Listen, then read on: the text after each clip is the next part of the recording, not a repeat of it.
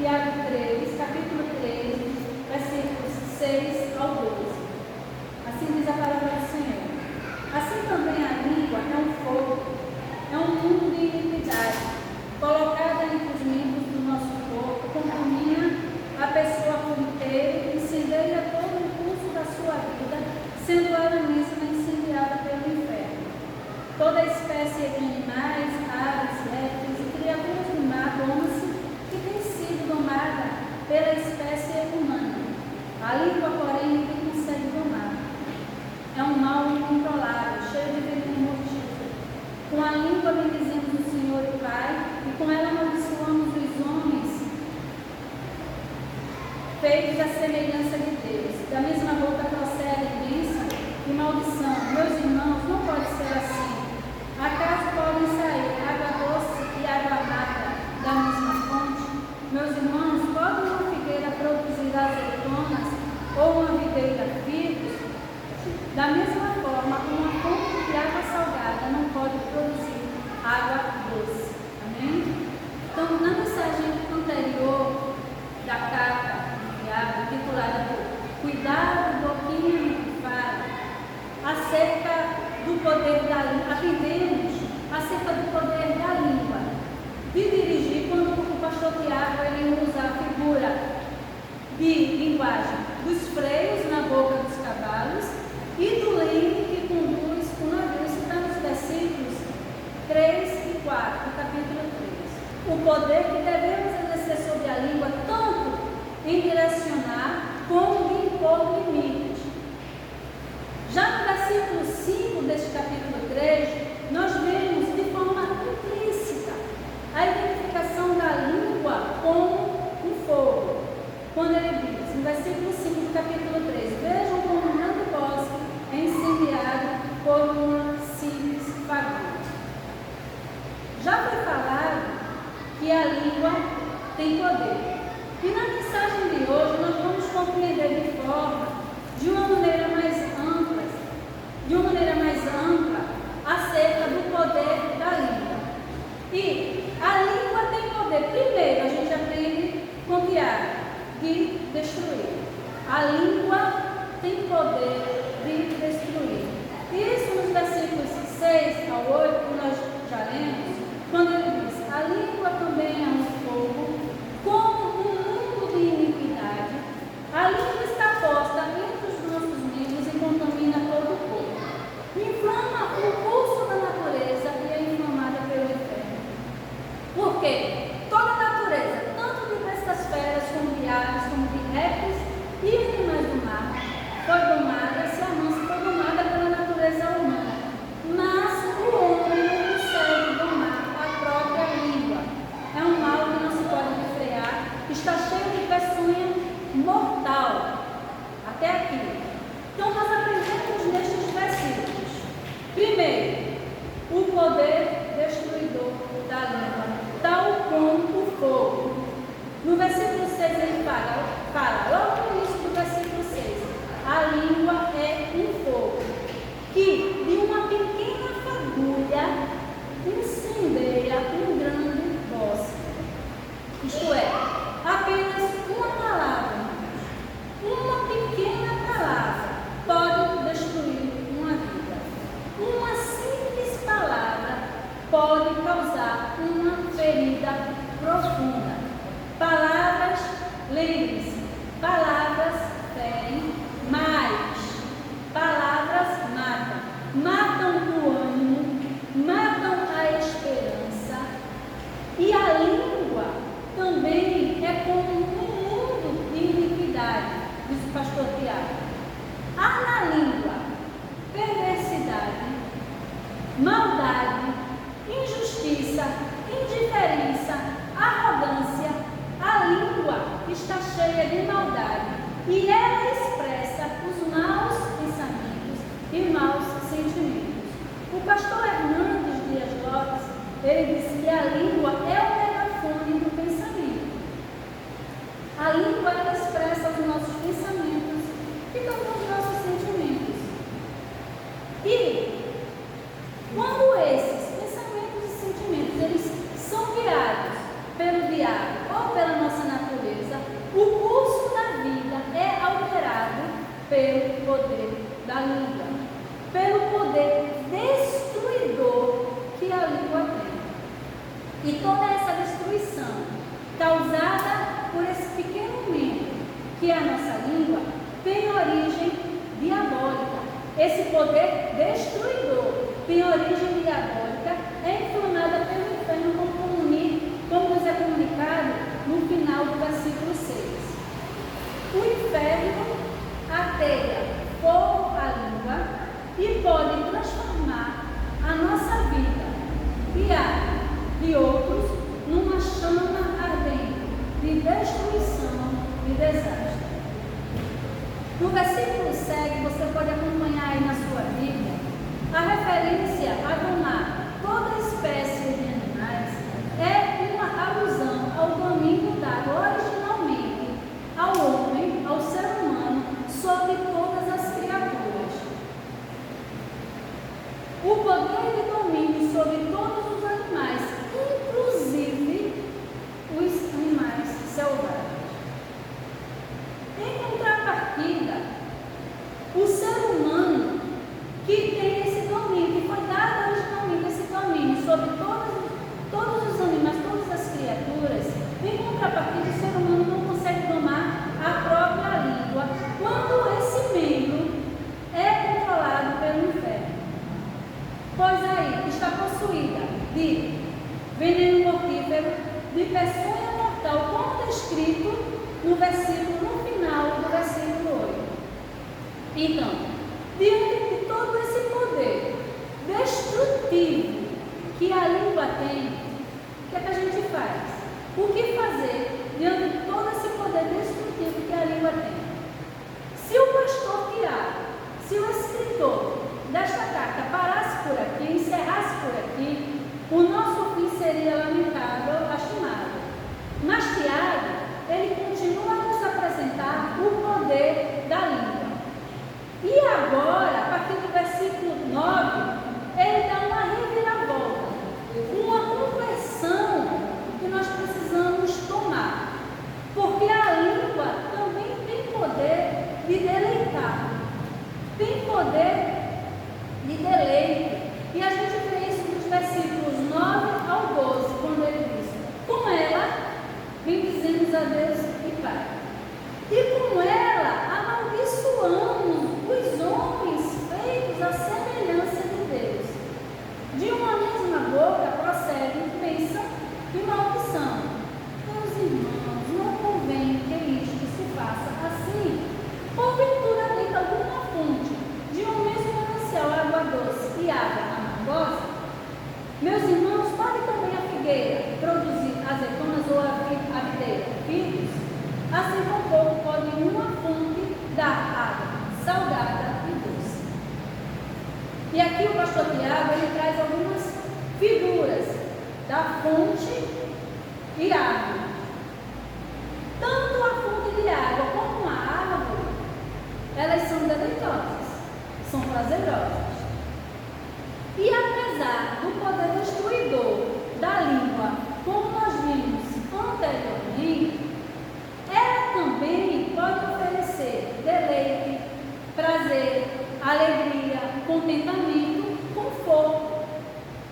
Para isso, para direcionar a língua com esse propósito, porque a gente já viu que ela tem poder de destruir, ela tem poder de matar o ânimo,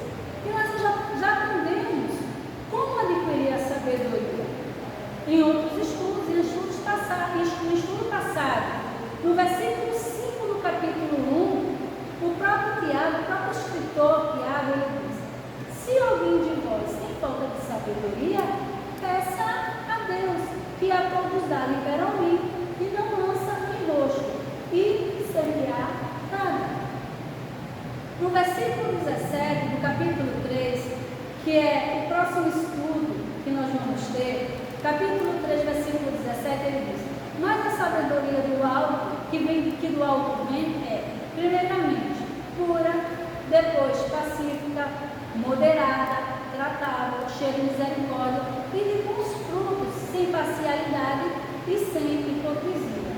Então a sabedoria que vem de Deus, ela é pura, ela é pacífica, ela é moderada, ela é tratável, ela é cheia de misericórdia, ela tem bons frutos, não é sem parcialidade e sem hipocrisia.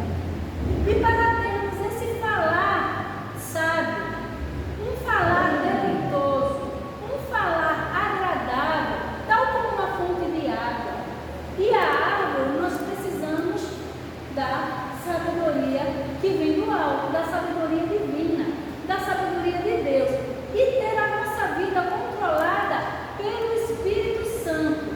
Daí, o falar passa a ser disciplinado, refletido, de forma que agrada a Deus e agrada àqueles que nos ouvem.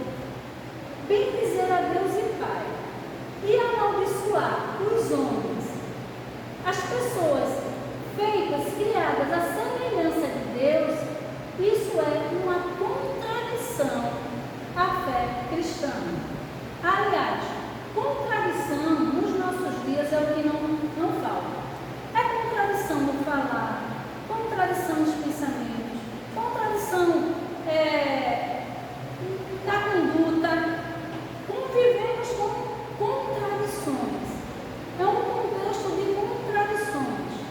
E no versículo 10, o pastor Tiago ele fala: meus irmãos, não convém que isto se faça assim. Ou seja, a mesma língua que bendiz a Deus, louva a Deus, glorifica a Deus, exalta a Deus, é a mesma língua que amaldiçoa o meu irmão, aquele que foi feito à semelhança de Deus. E ele expressa: não convém que isto se faça assim. Tiago quer dizer que, apesar da língua ser teimosa e rebelde, Deus concede graça para ela ser deleite para quem ama, ser fonte de água salgada para fins terapêuticos, ou ser fonte de água doce que sacia a sede do sedento. Assim como uma árvore frutífera que dá seu fruto próprio e sombra, oferece sombra sob um sol escaldante. E no contexto do Oriente, naquele contexto em que Tiago escreve, fonte de água significa vida. E a nossa língua pode ser fonte e deve ser fonte de vida, de renovo. Também no Oriente, a árvore significa, naquele contexto do Oriente, significa sustento, provisão, atender às necessidades das pessoas. E a nossa língua pode também oferecer essa provisão ao que precisa, ao necessitar. A nossa língua ela tem poder, meus irmãos. Tem poder de atear fogo, tem poder de destruição, mas ela tem poder também de deleitar, de oferecer coisas boas, contentamento, provisão e saciar o sedento. Então, vamos analisar de que forma nós temos direcionado o nosso falar, de que forma nós temos usado a nossa língua. Ela tem poder de destruir, mas ela também tem poder de deleitar. Irmãos, existe algo que nós precisamos analisar, verificar antes de falar. Preste atenção.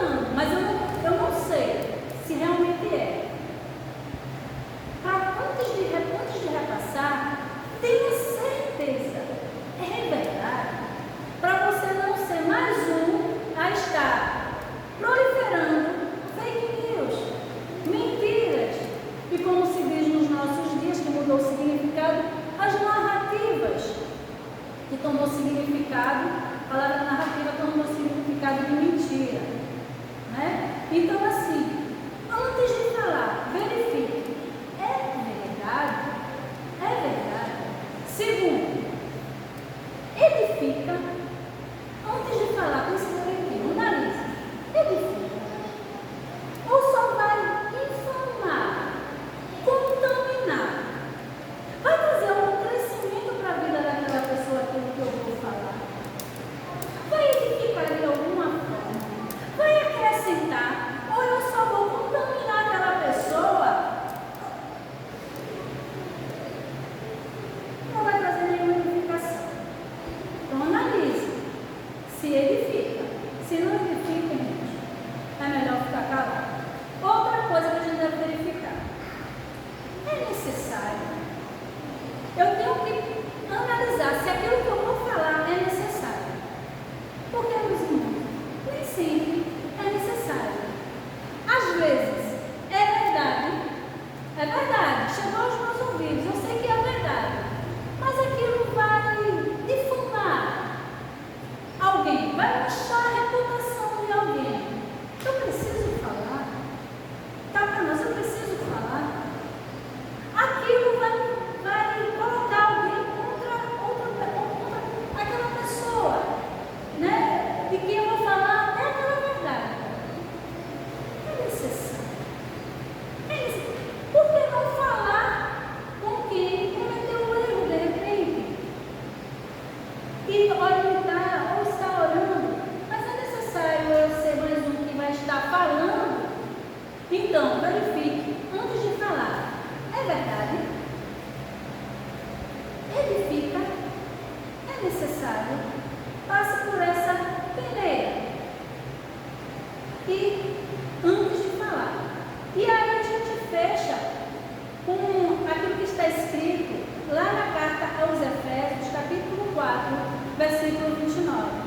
Quando o apóstolo Paulo disse: não saia da vossa boca nenhuma palavra torpe, mas só o que for boa, para promover a edificação, para que dê graça aos que ouvem. Amém? Então, que possamos usar a nossa língua de forma que edifique e que promova graça aos que a ouvem, fazendo a nossa língua uma fonte de deleite para os outros. Amém? Ainda que eu fale alguma verdade, e nem sempre as verdades elas são aceitas, mas a forma como eu vou falar essa verdade faz toda a diferença. E a pessoa pode não entender a princípio, mas depois ela vai entender que aquela palavra dada a ela foi para o bem dela. E ali ela entender que daquela língua que saiu aquela verdade, que a princípio não foi bem aceita, é fonte de deleite, é fonte de vida e de renovo para aquele que ouviu. Amém? Que Deus nos abençoe e nos ajude a ter esse controle da nossa língua com sabedoria, fazendo com